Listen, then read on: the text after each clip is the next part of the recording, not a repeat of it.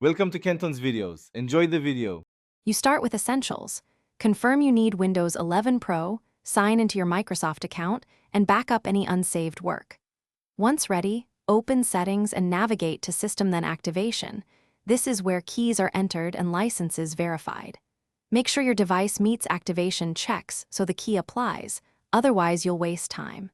If you're purchasing, choose the Microsoft Store option inside Activation for a straightforward transaction. Take these steps now, so the key entry and validation proceed without interruption.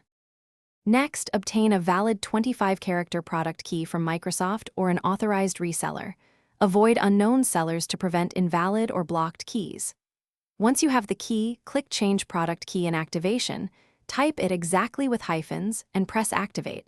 The system will contact Microsoft to validate the license.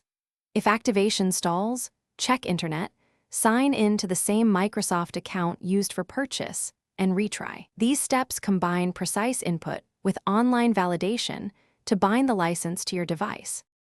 Finally, confirm activation displays Windows 11 Pro and that the digital license is linked to your Microsoft account. This enables automatic reactivation after hardware changes.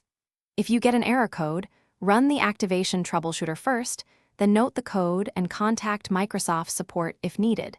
This speeds resolution.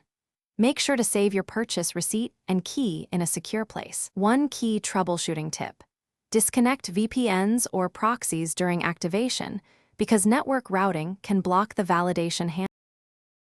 Thanks for watching. Consider subscribing if we helped you.